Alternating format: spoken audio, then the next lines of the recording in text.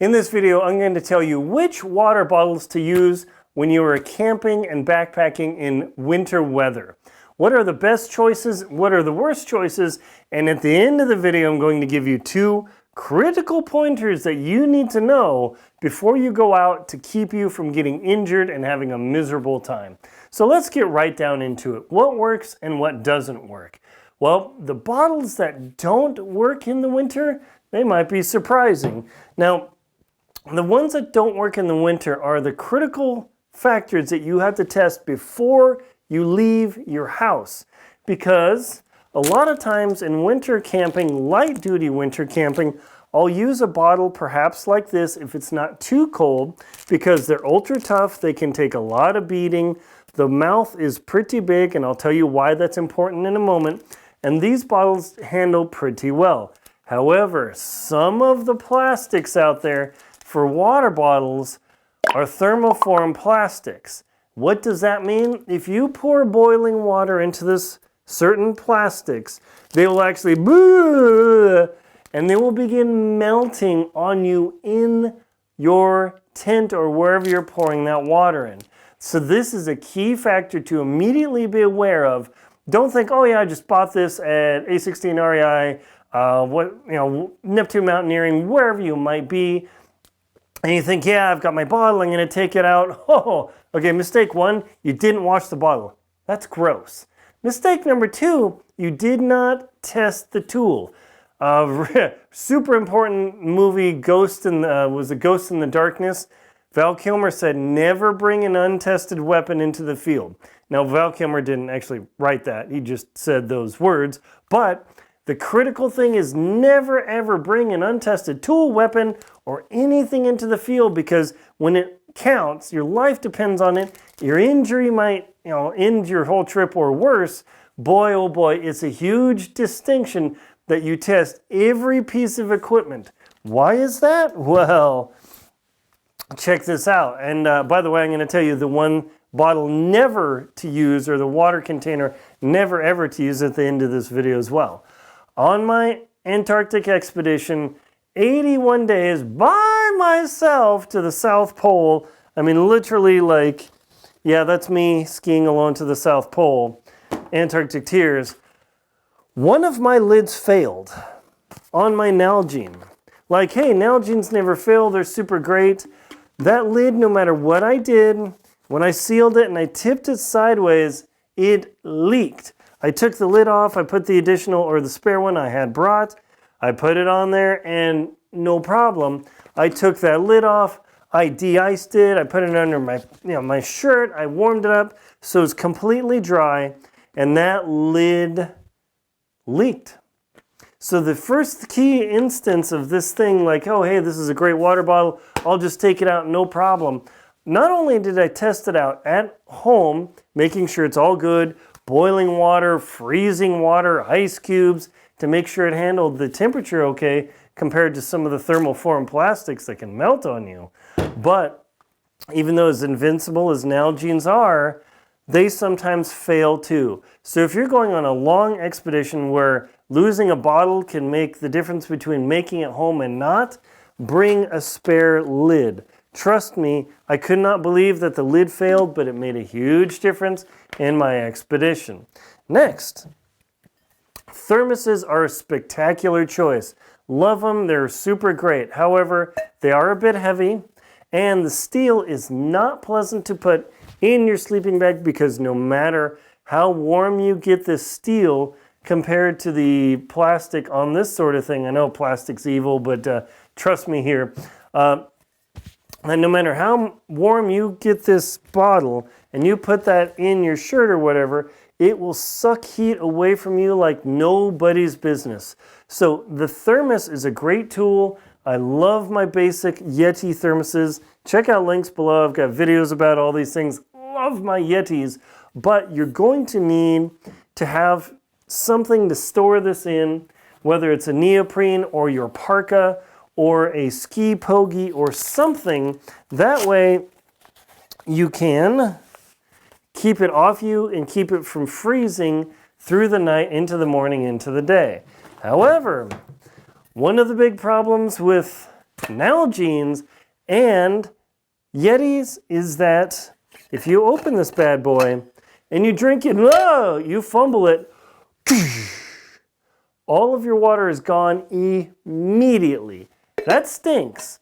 That is why sometimes I prefer a slightly narrow neck bottle for my daily drinking, and then I use these as a tank to pour it in. Now this isn't going to work in super cold conditions, but spillage is a major factor, because if you're drinking out of a bottle and you got gloves on, and you drop this, you're going to be covered in water. Your backpack's going to be covered in water. Your boots are going to be covered in water, and then you're going to have no water. It's a huge, huge issue. So although the Nalgene and the wide mouth Yetis are super spectacular, oh yeah, let me tell you, that can be some real issues out there. Enter the other style of thermos, where it's a classic swip. Boop. Love these. My Zojirushi is super nice.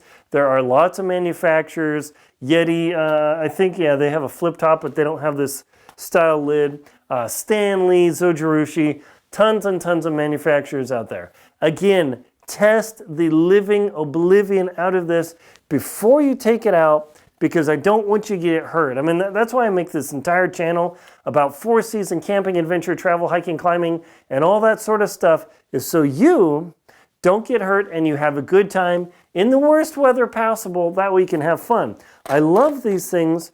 They're super nice and they're easy to handle with mittens. They're very good for that. But I have had the little snap lock jobby freeze on me before. So that's like, well, shoot, that's not going to work for ultra cold. So what I use nowadays is usually either my Yeti, and I have to be careful with it, or I've got a little partial unscrew Stanley that I'll use, that I pour and then seal it back. That way if I fumble it, I don't end up with a total disaster. It makes a big, big deal in your experience that you don't accidentally drop this thing and spill water or coffee or hot chocolate or whatever all over your tent, all over your sleeping bag, and all over you, and you have a bad, bad time about it. So thermoses, totally awesome. Love them. Super, super great. This style bottle where they've got the little sippy cup sort of thing, great, but this thing will freeze. You will literally have ice building up in here. And remember, hang on to the end of the video. I'm going to tell you the thing that everybody tells you to do. Don't do it. You'll see in a minute. Critical, you watch the end. These are great, but they do freeze. I've had this thing, and I'm trying to suck water through ice, and it's kind of miserable.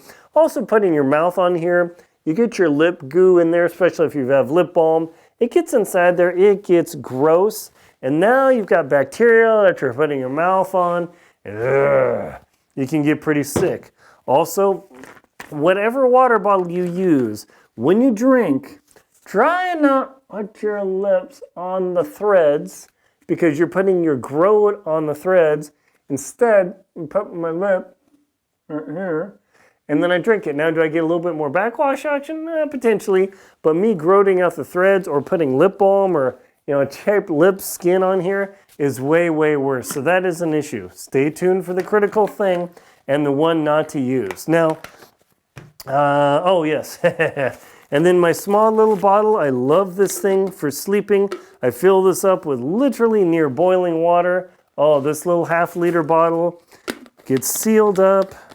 It goes in my little outdoor, the foil's a little bit wrecked. It goes in here. I zip this bad boy up, and this literally is right near my head or on the side of my body. So when I'm camping and it's super cold, I don't freeze, and I've got water so I can sip, not chug, just to keep from being parched from a 10-hour night. Now, the two things I told you at the end of the video, I promise, I'm going to show you here. The first one, do not bring your platypus or your camelback or whatever glorious hose thing. Because, oh yes, well, we have a neoprene sleeve that goes along the hose and it won't freeze. It's going to freeze. I was on freaking Mount Whitney, tallest mountain in the lower 48 states in the winter, hiking up, and oh yeah, I've got this nice double thick neoprene sleeve and got in my jacket and everything, and great. After hour 2, nothing. Yeah, that stunk. No matter what I did, no matter what I did to this hose, I put it in everything. Now I had to unscrew this thing, I had to handle an awkward bottle, and oh gosh, that stunk. So no matter what somebody tells you, I promise, no matter how neoprene gloriousness you put on this hose, no matter how much you put it in your jacket, the moment it freezes solid, what are you gonna do? You're screwed. Don't do that. So trust me from experience, I will have commenters saying, oh yeah, I do that all the time, no problem. Cool, glad it's never happened. But boy, the first time this happens, and this is the only way to get your water with those very awkward water bladders that are great in the summer, you're gonna be hating life, trust me. And now, the coup de grace, well, maybe not. When people tell you that, oh yeah, what I do, I don't do this, whoever these I people are, that yeah, I put the water in there, they don't ever tell you to check the lids, don't ever tell you to check the threads, they don't ever tell you to clean the threads, is people will say, if you put the bottle upside down in your backpack, your sled, or whatever, the ice will form on the bottom rather than at the top, and that makes it easier to drink. Absolutely, physics totally works, chemistry totally works. The ice will form on the bottom of the bottle, so when you flip it over, you have clear water in here. But just like this style bottle, eventually it's going to develop ice around the top when it's so cold, so you need some sort of stick to chisel the ice out. But you get ice in the bottom of your bottle, and that's super full. Maybe it gets, a third of the way. Are you going to have enough boiling water to pour in there to melt that ice, to free it? So now you're wasting heat energy and fuel. That is a big deal, is fuel usage. And also, when you put this bottle upside down, the chance of the tiniest little leak happening here, and these threads freezing solid at minus 40 degrees and minus 40 degrees Celsius Fahrenheit, is super high. Trust me on this one. I've had it happen. So the lid freezes, oh, you can't get it undone. What do you gotta do? You gotta put that bad boy in your armpit to warm it up, crack it open, then chisel off the ice. It sucks. So even though people tell you, oh, stick it upside down, I'm a grand wizard, those are the reasons why I don't suggest doing that, because it can cause you a lot of suffering. My name is Aaron Linsdale. I'm a polar explorer and professional adventurer, also author of Adventure Expedition 1. This is not just for expeditions, but how to camp in the cold and get out there and survive and have a good time. Check out links below in the description. Please check out links below in the description as well to my books, Antarctic Tears, Lost at Windy Corner, Adventure Expedition 1, How to Keep Your Feet Warm in the Cold, the Jackson Hole Hiking Guide, The Most Crucial Knots to Know, the 2024 Total Eclipse Guides, as well as my shows, World Beyond and Antarctic Tears. Thank you very much for watching. Please like, comment, and subscribe. Hit that bell button so you can get more notifications. Thank you very much, and enjoy your water bottles in the winter.